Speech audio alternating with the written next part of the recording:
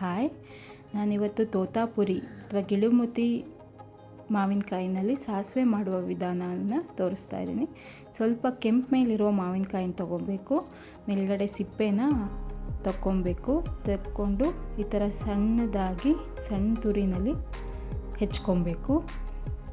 ಹಾಗೆ ಒಂದು ಮುಷ್ಟಿಯಷ್ಟು ಕಾಯಿ ತುರಿ, ಅದಕ್ಕೆ 1.5 ಸ್ಪೂನಷ್ಟು ಸಾಸಿವೆ, ಖಾರಕ್ಕೆ ತಕ್ಕನಂಗೆ ಒಂದು 4ರಿಂದ 5 ಒಣಮೆಣಸಿನಕಾಯಿನ ತೊಗೊಂಡಿದ್ದೀನಿ ನಾನು.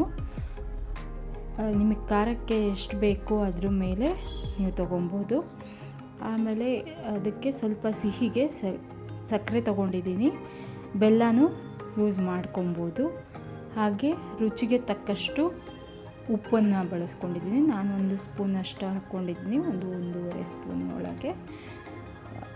ಅದನ್ನು ಅದಷ್ಟನ್ನು ನುಣ್ಣಗೆ ಮಿಕ್ಸಿ ಬೌಲಲ್ಲಿ ಈ ಥರ ನೀರಾಗಿ ಹರ್ಕೊಬೇಕು. ಹರ್ಕೊಂಡ್ಮೇಲೆ ಆ ಹೆಚ್ಚಿಟ್ಟಿದ್ದು ಮಾವಿನಕಾಯಿಗೆ ಮಿಕ್ಸ್ ಮಾಡ್ಕೊಬೇಕು.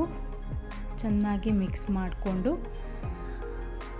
ಆನಂತರ ಒಗ್ಗರಣೆ ಹಾಕಬೇಕು. ಬರೀ ಸಾಸಿವೆ ಒಗ್ಗರಣೆ ಹಾಕಿದರೆ ಸಾಕು, ಅದಕ್ಕಿನ್ನೇನು ಬೇಡ. ಸಾಸಿವೆ ಒಗ್ಗರಣೆ ಹಾಕಿದ್ಮೇಲೆ ಇನ್ನೊಂದು ಸತಿ ಚೆನ್ನಾಗಿ ಕಲಿಸ್ಕೊಂಡು ಬಳಸ್ಕೊಬೋದು. ಇದನ್ನು ಅನ್ನಕ್ಕೆ ಅಥವಾ ಚಪಾತಿಗೆ, ದೋಸೆಗೆ ನೆಂಚ್ಕೊಳ್ಳೋಕ್ಕೆ ಅಥವಾ ಚಪಾತಿಗೆ ನೆಂಚ್ಕೊಳ್ಳೋಕ್ಕೂ ತುಂಬ ಚೆನ್ನಾಗಾಗುತ್ತೆ. ಮತ್ತು ಈ ಅಡುಗೆನ ಮಾಡೋದು ತುಂಬ ಈಸಿ, ಒಂದು 10 ನಿಮಿಷದಲ್ಲಿ ಮಾಡ್ಬೋದು. ಇದಕ್ಕೆ ಮೊದಲೇ ಏನು ಪ್ರಿಪ್ರೇಷನ್ ಬೇಕು ಅಂತ ಇಲ್ಲ.